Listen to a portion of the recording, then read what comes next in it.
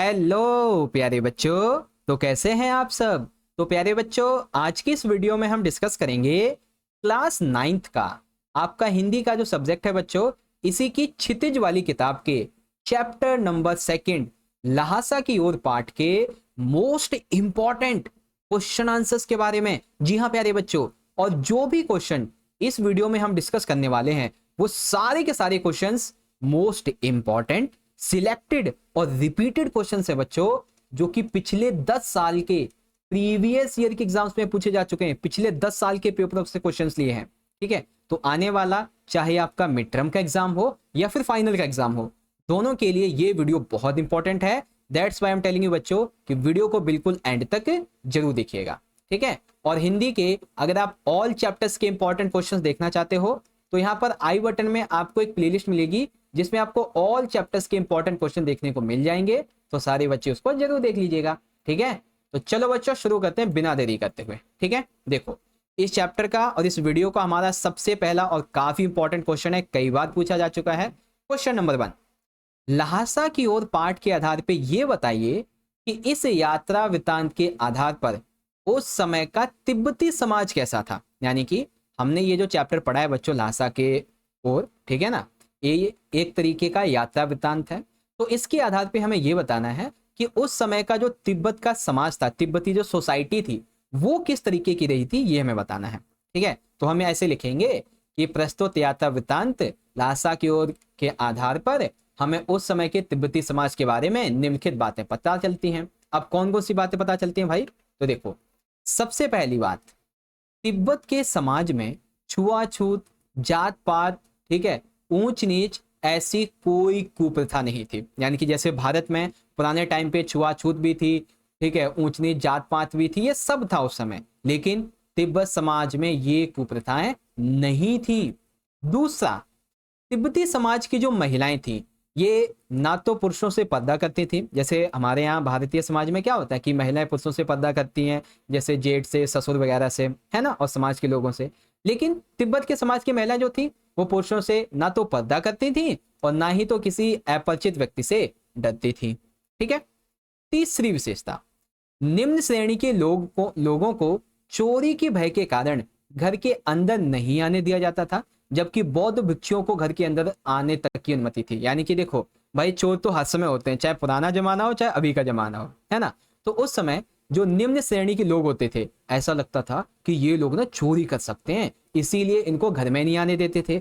वहीं जो बौद्ध भिक्षु होते थे उनको हमेशा घर में आने की अनुमति होती थी, क्योंकि उस समय के लोग काफी ज्यादा धार्मिक थे तिब्बत के, है ना।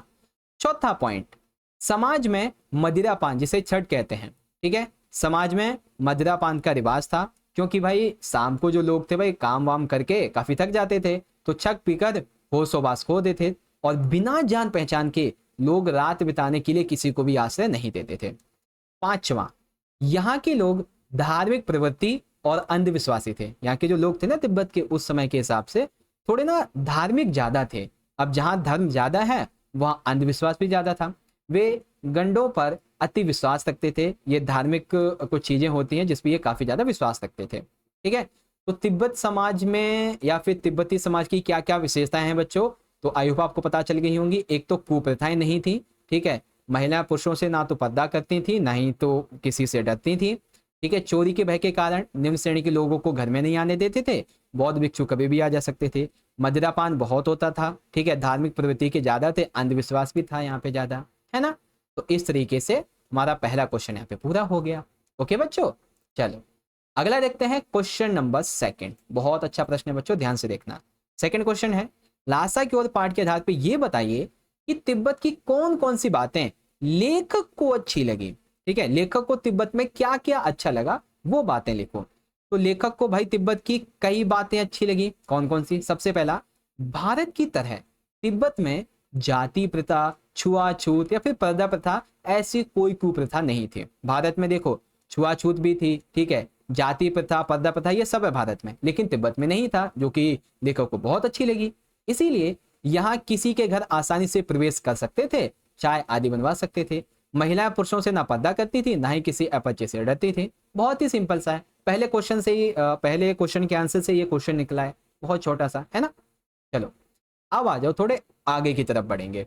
पहला क्वेश्चन यानी कि तीसरा है, ल्हासा की ओर पाठ के आधार पे ये बताइए कि जिस रास्ते से लेखक तिब्बत गया, ठीक है, वह रास्ता पहले किस काम आता था। ठीक है, लेखक जो है ना वो अपनी जगह से तिब्बत गया इस रास्ते से, तो ये रास्ता ना उसके जाने से पहले किस काम में आता था ये हमें बताना है। तो देखो, लेखक राहुल साकेतैन नेपाल के जिस रास्ते से तिब्बत गए थे वह रास्ता तिब्बत जाने का सबसे प्राचीन सबसे पुराना मार्ग था। ठीक है, उस समय तक फरी कलिफोर्ड का जो मार्ग है बच्चों वो खुला नहीं था, इसीलिए उन्हें नेपाल के उस रास्ते से जाना पड़ा था। उस समय नेपाल तथा भारत से जितनी भी चीजें तिब्बत की ओर जाती थी वे इसी रास्ते से होकर जाती थी। ठीक है, ये मार्ग एक तरीके से व्यापारिक मार्ग के साथ साथ एक सैनिक मार्ग भी था, यानी कि यहाँ से व्यापार भी बहुत होता था और सैनिकों का आवागमन भी बहुत होता था। यहाँ बहुत बड़े बड़े किले होते थे इस मार्ग पे, बहुत ज्यादा फौजी चौकियां बनी होती थी क्योंकि बॉर्डर वाला इलाका था, है ना, जिसमें चीनी फौजी वगैरह रहा करते थे। तो ये मार्ग किस काम में आता था बच्चों, व्यापारिक मार्ग था, एक सैनिक मार्ग था, बड़े बड़े किले थे, फौजी चौकियां बनी थी, चीनी फौजी रहा करते थे, है ना, जितनी भी चीजें भारत से नेपाल से भारत से चाइना जाती थी वो सब इसी रास्ते से होके जाती थी। ठीक है, इस तरीके से। तो आई होप आप समझ गए होंगे। चलो अब देखो प्रश्न नंबर 4, काफी अच्छा प्रश्न है। ल्हासा की ओर पाठ के आधार पे ये बताइए कि भारत की महिलाओं की तुलना में तिब्बत की महिलाओं की सामाजिक स्थिति कैसी थी, यानी कि भारत की महिलाओं की स्थिति कैसी थी बच्चों, ठीक है, और तिब्बत की महिलाओं की सामाजिक स्थिति कैसी थी ये बताओ। तो देखो बच्चों, भारत की तुलना में तिब्बत की जो महिलाओं की सामाजिक स्थिति थी ना वो ज्यादा सुरक्षित थी, सम्मानजनक थी, काफी अच्छी थी तिब्बत की महिलाओं की हालत। कैसे, भारत में आधुनिक समाज में महिलाएं पर्दा नहीं करती हैं, ठीक है, साथ ही वे अब स्वतंत्र विचार भी लगती हैं, लेकिन फिर भी वे किसी अपरिचित में स्वयं को हमेशा असुरक्षित महसूस करती हैं। जबकि जो तिब्बत समाज की स्त्रियां हैं ना तो वो पुरुषों से पर्दा करती, ना तो किसी अपरिचित व्यक्ति से डरती, बल्कि वे उन्हें सहजता से भरोसा करके घर में आने देती हैं, और अगर कोई आशंका हो तो इतनी हिम्मत है उनमें कि वो उनका डटकर सामना कर सकती है। ठीक है, तो इस तरीके से हम कह सकते हैं कि हाँ, भारत की तुलना में तिब्बतीय समाज की महिलाओं की स्थिति काफी अच्छी और मजबूत है। ठीक है, इस तरीके से। तो चलो बच्चों अगला प्रश्न देखेंगे, प्रश्न नंबर 5। ल्हासा की ओर पाठ के आधार पर यह बताओ कि तिब्बत में सबसे खतरनाक जगह कौन सी है। ठीक है, व्हाट इज द प्लेस जो कि बहुत डेंजर है तिब्बत में। तो बच्चों तिब्बत में सबसे खतरनाक जगह कौन सी है, डांडे। क्यों है, क्योंकि ये जगह ना लगभग 16-17 हजार फीट की ऊंचाई पे बनी हुई है और ये निर्जन और वीरान है। यहाँ पे न तो पशु पक्षी जानवर वगैरह ना इंसान कोई नहीं, वीरान पड़ा हुआ है, जहां दूर दूर तक ना तो कोई गांव है, ठीक है, सिर्फ और सिर्फ पहाड़ और नदी ही ज्यादा है यहाँ पे। इसी वजह से ये जगह जो डांडे है ये तो खतरनाक है ही इसके प्राकृतिक सौंदर्य की वजह से, बल्कि यहाँ पे डाकुओं का भी अड्डा है, इसलिए और खतरनाक है, क्योंकि ना तो यहाँ कोई पुलिस व्यवस्था है ना तो कोई कानून व्यवस्था है, तो डाकू लोग जो है वो आसानी से हत्या कर देते हैं और लूटपाट के बस चले जाते हैं, तो और किसी को कुछ पता नहीं चलता, कोई गवाह सबूत बचता ही नहीं है ना। तो डाकुओं के लिए सुरक्षित है, काफी ऊंचाई पे है, कोई गांव नहीं है, वीरान है, इस वजह से सबसे खतरनाक जगह कौन सी है बच्चों, डांडे। ठीक है, चलिए अगला क्वेश्चन, क्वेश्चन नंबर 6, बहुत अच्छा प्रश्न है बच्चों। हाँ अब ठीक है, देखो प्रश्न नंबर 6 क्या कहता है, हमें इस पाठ के आधार पे ये बताना है कि तिब्बत में जो लोग थे वो बंदूक या पिस्तौल को लाठी की तरह लेकर क्यों घूमते थे। यानी कि तिब्बत में लोग जो थे ना वो आज के टाइम पे जैसे लाठी लेके हम घूमते हैं, तो उस समय लोग बंदूक और पिस्तौल लेके घूमते थे। ऐसा क्यों, क्योंकि तिब्बत में उस समय कानून व्यवस्था बहुत ज्यादा कमजोर थी। उस समय आज के टाइम का जो कानून है ना वो बहुत स्ट्रिक्ट है ना, हथियारों के मामले में उस समय की कानून व्यवस्था काफी कमजोर थी तिब्बत की, और सुरक्षा प्रबंध की स्थिति बहुत ही खराब थी। उस समय तिब्बत में हथियार रखने के मामले में कोई कानून ही नहीं था, यहाँ तक कि जो तिब्बती सरकार थी ना ये खुफिया विभाग और पुलिस पर ज्यादा खर्चा भी नहीं करती थी। यहाँ पर डाकू लुटेरों का खतरा बना रहता था। जैसा कि अभी आपको मैंने ऊपर बताया, अभी डाकू लुटेरे पता क्या करते थे, पहले तो आदमी को मार देते थे, उसके बाद में देखते थे कुछ लूटने को है तो लूट लेंगे वरना छोड़ देंगे, पहले मारेंगे, है ना। तो पहले मार देते थे फिर बाद में इसको लूटते थे। मरने वाले का ना तो कोई गवाह होता था ना तो सबूत बनता था, इसीलिए डाकू लुटेरों को सजा भी नहीं मिल सकती थी। दैट्स वाई बच्चों तिब्बत में लोग बंदूक या पिस्तौल को लाठी की तरह लेकर घूमते थे ताकि डाकू लुटेरे से सुरक्षित रहें, अपनी रक्षा कर सकें और भी कई बातें। ठीक है बच्चों, इस तरीके से आंसर लिखेंगे। चलो अब हमारा यहाँ पे अगला प्रश्न उसी प्रश्न से जुड़ा हुआ। क्या प्रश्न है, हमें यह बताना है कि उस समय के तिब्बत में हथियार का कानून ना रहने के कारण यात्रियों को किस प्रकार का भय बना रहता था। यानी कि हमें इस चैप्टर के आधार पर यह बताना है कि उस समय तिब्बत में हथियारों को रखने के ऊपर कोई कानून तो था नहीं, तो इस वजह से यात्रियों को कौन कौन सा डर बना रहता था। तो देखो बच्चों, उस समय तिब्बत में हथियार संबंधी कानून ना होने से यात्रियों को हमेशा अपनी जान जाने का और लूटने का खतरा बना रहता था। इसीलिए यहाँ के जो लोग थे ना, वो लाठी डंडे की तरह लेकर पिस्तौल को घूमते थे, यानी हथियारों को लेकर। यहाँ डाकू लुटेरों का खतरा बना रहता था, पहले तो वो मार देते थे आदमी को फिर लूटते थे, कोई गवाह वगैरह नहीं होता था, इसीलिए तिब्बत में लोग बंदूक या पिस्तौल को लाठी की तरह लेकर घूमते थे। ये क्वेश्चन इस क्वेश्चन से जुड़ा हुआ ही है लेकिन थोड़ा सा अलग है बस। ओके चलो अब आता है हमारा 8वां प्रश्न, जरा ध्यान से पढ़िएगा इसको। ठीक है, देखो ल्हासा की ओर पाठ के आधार पर यह बताइए, टोंडला के पहले के आखिरी गांव पहुंचने पर भिखमंगे के वेश में होने के बावजूद भी लेखक को ठहरने के लिए उचित स्थान मिला, लेकिन जब लेखक ने दूसरी बार यात्रा की तो इस बार वो भद्र वेश अच्छे वेश में था, फिर भी उसे ठहरने के लिए उचित स्थान नहीं मिला, ऐसा क्यों।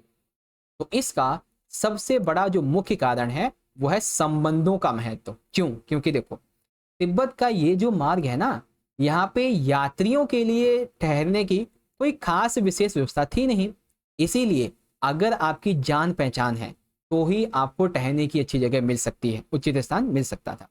ठीक है, अब देखो लेखक जब पहली बार गया था तो उसके साथ में एक बौद्ध भिक्षु थे जिनका नाम था सुमति, और सुमति की वहां पे भाई अच्छी जान पहचान थी क्योंकि वो एक धार्मिक व्यक्ति था। लेकिन जब दूसरी यात्रा यानी कि 5 साल बाद जब लेखक उधर गया तो बहुत कुछ बदल गया था। बौद्ध वेश में होने के बाद भी उसे इस बार बस्ती के सबसे गरीब झोपड़े में रुकना पड़ा। क्यों, क्योंकि लेखक एक तो वहां शाम को पहुंचा और भाई शाम को तो वहां के लोग क्या कहते, शक पीकर होशोबाज खो देते, और जान पहचान नहीं है तो ठहरने की जगह नहीं मिलती और उन्हें सही गलत का भी जो है पहचान नहीं रहती, है ना, इसीलिए। और सुमति भी उनके साथ उस समय नहीं थे, तो कई रीजन है जिसकी वजह से दूसरी बार उन्हें अच्छा स्थान नहीं मिला। एक तो शाम को पहुंचा, ठीक है, ऊपर से सुमति उनके साथ नहीं था, ये रीजन थे बच्चों। तो पहली बार क्यों जगह मिल गई, दूसरी बार क्यों नहीं मिली, ये बातें हैं। ओके चलो अगला है प्रश्न नंबर 9, बड़े ध्यान से पढ़ो। देखो ल्हासा की ओर पाठ के आधार पर यह बताइए कि अपनी यात्रा के दौरान लेखक को किन किन कठिनाइयों का सामना करना पड़ा। तो बच्चों लेखक को अपनी यात्रा के दौरान कई कठिनाइयों का सामना करना पड़ा। कौन कौन सी, सबसे पहले जगह जगह रास्ता कठिन था, साथ ही परिवेश भी बहुत ही बिल्कुल नया था। अब लेखक जहां रहता था वो भाई परिवेश उसके हिसाब का था, लेकिन जैसे जैसे वो आगे बढ़ता गया उसे नया नया एनवायरनमेंट मिला, नए नए लोग, नई नई जगह देखने को मिली जो कि इसके लिए काफी कठिन थे।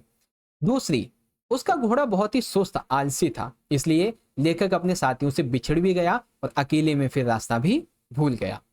लेखक एक बहुत अच्छा और सभ्य व्यक्ति था, लेकिन फिर भी उसे भिखारी के वेश में यात्रा करनी पड़ी ताकि डाकू लुटेरे उसे लूट न ले। समय पर ना पहुंच पाने पर सुमति के गुस्से का भी सामना करना पड़ा क्योंकि बिछड़ गया था, रास्ता भूल गया था, इसीलिए। तेज धूप में भी उसे अपना सामान स्वयं ही ढोना पड़ा था क्योंकि घोड़ा बहुत ही आलसी था, इस तरीके से, है ना। तो ऐसी बहुत सारी कठिनाइयों का सामना लेखक को करना पड़ा था। ओके चलो, तो बस ऑलमोस्ट यही हमारे क्वेश्चंस हैं जो कि इस चैप्टर से ज़्यादातर एग्जाम में आते हैं, और यहाँ पे मैंने आपको सारे के सारे जो क्वेश्चन हैं वो बता दिए हैं। ठीक है, अब देखो आपको अपनी हिंदी के सब्जेक्ट के और भी जो चैप्टर्स हैं उनके वीडियोस देखनी है, तो आई बटन में आपको प्लेलिस्ट का लिंक मिल जाएगा जिसमें ऑल सब्जेक्ट की वीडियोस मिल जाएंगी, तो आप उसको जाके जरूर से देखिएगा। अब हम अगली वीडियो में देखेंगे बच्चों अपने चैप्टर नंबर 3 को, जो कि है उपभोक्तावाद की संस्कृति, इसके मोस्ट इंपॉर्टेंट क्वेश्चन आंसर को। ठीक है, तो अगली वीडियो बहुत जल्दी आ जाएगी। अब आप सभी को बच्चों को ये वीडियो अच्छी लगी है तो ज़्यादा से ज़्यादा इस वीडियो को लाइक करें, अपने सभी दोस्तों में जरूर से शेयर करें बच्चों। और अगर आपने हमारे चैनल को अभी तक सब्सक्राइब नहीं किया है तो पहले तो सब्सक्राइब करें, फिर बेल नोटिफिकेशन को ऑल पे सेट करें, ताकि जब भी नई वीडियो अपलोड हो तो आपके फ़ोन पे नोटिफिकेशन आ जाए। ठीक है, आप मुझे इंस्टा पे फॉलो कर सकते हैं। 9वीं क्लास के इंपॉर्टेंट नोट्स पीडीएफ और अपडेट के लिए आप टेलीग्राम ग्रुप को ज्वाइन करें, लिंक डिस्क्रिप्शन में मिल जाएगा। ठीक है, तो चलो बच्चों मिलते हैं अगली वीडियो में। इस वीडियो करने के लिए आपका बहुत बहुत धन्यवाद। जय हिंद, जय भारत, वंदे मातरम।